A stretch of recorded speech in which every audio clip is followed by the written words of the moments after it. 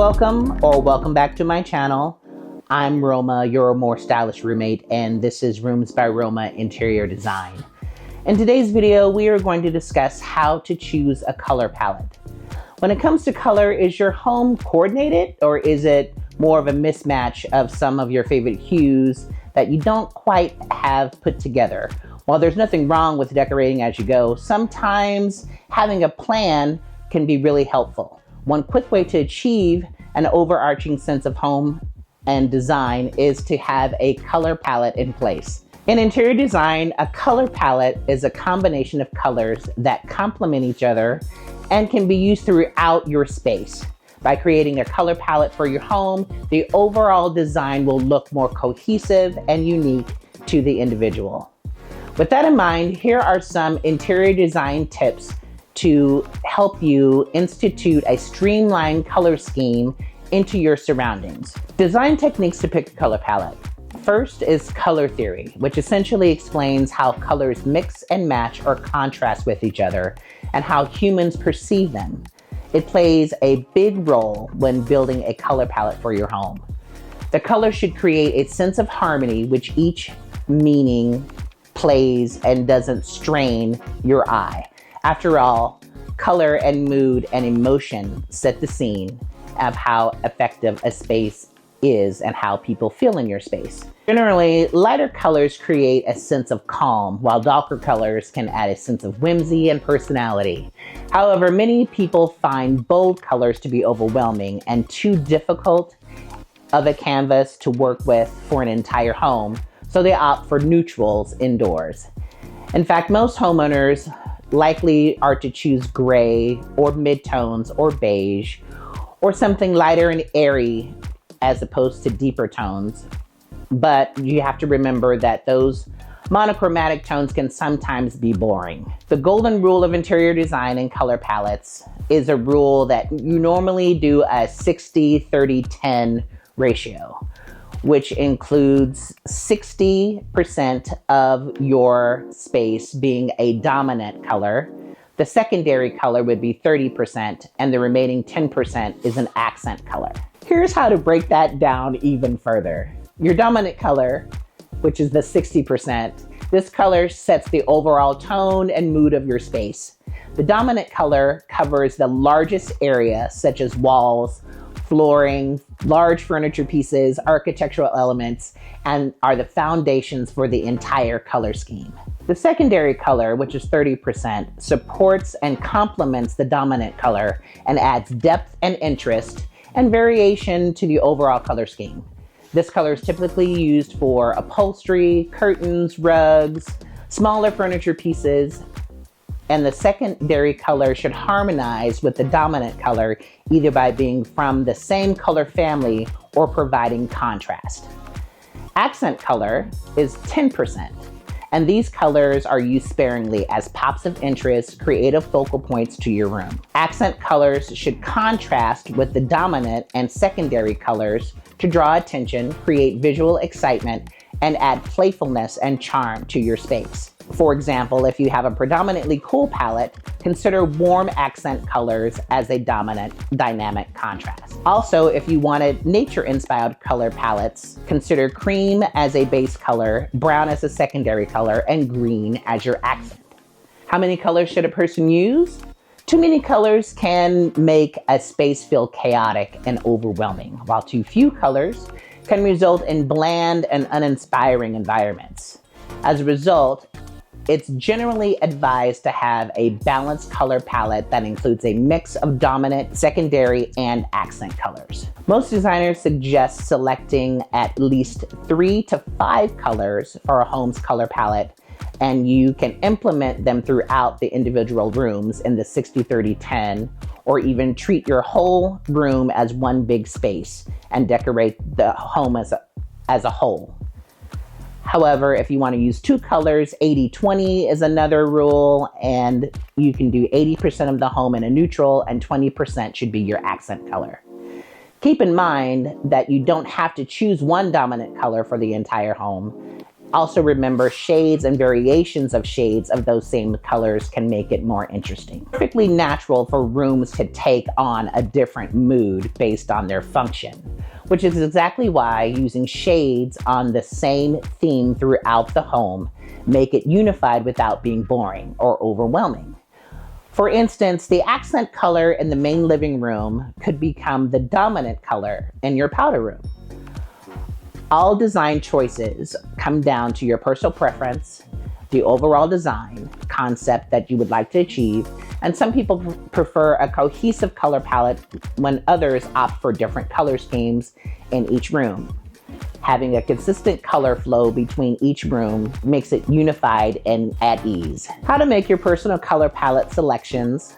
So now that you know a little something about color theory and a few design principles, making the right color choice is not easy, but don't worry, I can help you with that too. Many people lack the confidence in their own design sense, but in reality, color is a very personal choice. So while you may wish to adhere to certain design suggestions, ultimately you also have to pick colors that delight you. A color palette can personalize your home and give it a thoughtful, elevated identity with elements of personalization in mind. Here are 9 tips to help you unlock your color palette and what will work best for your individual home aesthetic. Number 1, declare your favorite color. Many people say they have no idea where to start when it comes to choosing colors for their decor. But starting can be as easy or as simple as asking the age-old question of, what's your favorite color? Don't think you have a favorite color? Go to your closet and look, and you gravitate towards more hues than you think you do. Now, I'm not saying that your favorite color is, say, Barbie pink, that you should paint your whole house that color. But if it works for you and you feel free, then feel free to do so. But in general, knowing your favorite color can help give you that color palette jumping off point. Your favorite color can be used boldly as an accent color in one room, or walls in another room, or upholstery in another room. For example, your favorite color teal can be the base color for cabinets in your kitchen and energize you in the morning, where teal wallpaper in the bathroom can be very soothing. Number 2, consider the overall mood you're seeking. Speaking of energizing and soothing when selecting your colors, you also want to consider what sensation you're trying to express in that space. Color evokes feeling, mood, and sometimes subconsciously, it can be a good plan to first think about how you would like to feel in this space before choosing your color palette. So before definitely selecting your colors, think about if you want the room to feel calm and serene, bright or happy, or something else. From there, understanding basic color psychology can help inform color choices depending on the room. Pale colors tend to be more soothing and make a great choice for spaces like a bedroom, where you want to take a calming effect, and darker colors tend to be more stimulating and suited for dining rooms or entertaining guests. So before definitively selecting your colors, think about if you want the room to feel more calm and serene, bright and happy, or something else. From there, understanding basic color psychology can help inform color choices. Depending on the room, pale colors tend to be more soothing and make them a great choice for spaces like bedrooms, where you want a calming effect, and darker colors tend to be more stimulating and more suited for dining rooms or entertaining guests. Number 3, determining what colors you already have. Most people aren't on an unlimited budget, so it's important to consider what colors you're already working with as well. Cabinet colors, floor colors, countertop, carpeting, and other existing furniture pieces may factor into color choices you can feasibly make. Keep in mind, the largest parts of a space are the walls, ceilings, and floors, and those shouldn't be forgotten when choosing the color portion formula. One good hack is, if you're looking for additional decor pieces as well, it is to have your paint colors handy, and having those swatches on hand will help make shopping a lot easier when you're choosing textiles and accessories to have the wall colors of your home. Number 4, start with an heirloom rug or art. You may have already unintentionally found a color palette that works for you in your home and other pieces that you cherish. A color palette is essentially a selection of cohesive colors based off an inspired color scheme you might have already started your journey with. Through treasured heirlooms, a favorite shirt, or an exciting piece of art you view through the windows. The point is finding something that speaks to you and then examine the colors in it. For example, basing the color scheme around something that is as simple as an area rug can be a good starting place. Area rugs can pull together various colors used in the decor and can also serve as a source of inspiration as you find the perfect accent color within the rug itself to elevate the overall design of your space. A simple way to figure out your color palette is to get an inspiration from an existing piece of artwork or rug. Pick 2 colors or 3, including neutrals from the artwork or rug that you are drawn to. Number 5, consult a color wheel. If you want to incorporate more than one color, a basic understanding of color theory and color harmonies can also help in choosing a color palette. Go into an art supply store and pick up a color wheel and take a look and see that the colors next to each other on the color wheel, such as green or blue, are called analogous colors. And these colors are harmonious and will go together essentially because they're made from each other. The colors opposite of one another on the color wheel, for example, red and green or yellow and purple, are complementary colors. These can work in a palette, but will high contrast each other and be lively. Using lighter or darker variations of these analogous or complementary colors, pairing them with neutrals is another way to form your color palette. Number 6, account for the size and scale of your room. Lighter colors and softer tones can make spaces feel larger and more open, while darker colors can add coziness to larger rooms. So take the size of your room in account before you pick up a paint roller. Also consider the proportions of furniture and pieces and how they will fit in your space. In general, warmer colors such as reds, oranges, and yellows can create an illusion of walls being closer, resulting in more intimate space. On the other hand, cooler colors like blues, greens, and purples can give the impression of receding walls and make the room appeal larger. Number 7, check the lighting and windows. Light, or lack thereof, can change your color. So it's a good idea to check with your space when shades you're considering are during different times of day that may sway your choice. Something to consider is how much light filters into your room. If the kitchen happens to be full of sun, it may not be necessary to use your favorite bright yellow on the cabinets.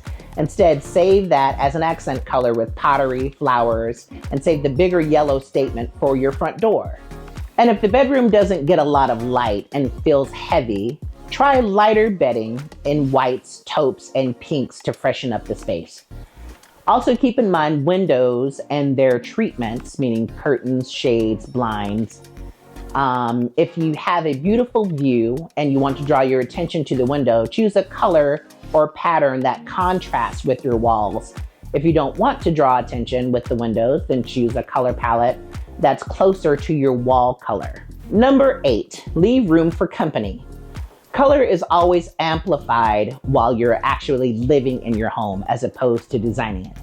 Think of each room as a backdrop to the living that happens in it. The kitchen, for example, is for guests, flowers, food, pets, and day-to-day life, and always add a lot of color. It evolves seasonally and changes, and that's the fun of it. In other words, it's good to leave a little room in your color palette for holiday decor, occasional changes in life, or just the vibrancy of life to also fill your space. And don't forget others' opinions. Whether it's a partner, family member, or potential buyer or anticipated guest, I do suggest considering how the colors might resonate with other voices that are important to you. Have conversations with those parties to make sure that you're on the same page, especially if you don't see eye to eye. The color red being used in the dining room may not work. Ultimately, the colors chosen should be ones that bring an individual sense of joy. But it's important to note that not everyone will like or want to live surrounded by the same colors. Number 9, seek out color inspiration and take notes. Check out Pinterest, Instagram, or other preferred visual mediums to get ideas. Keep track of those colors that you like, whether it's in a note app or phone or a journal, because inspiration can come from anywhere. Remember, color palettes in your home decor are not set in stone, and personal preferences play a significant role. It is important to take inspiration from design resources and trust your instincts to create a space that reflects your style and makes you happy. Be patient in building a palette because it is the way for your home to feel carefully curated and loved. This completes today's video, and if you've made it this far, please take time to hit that subscribe button to get notified when the next videos post, and please give this video a like so I'm aware of what kind of content you enjoy so I can continue to create quality videos for you. And as always, I look forward to creating with you. Thanks so much.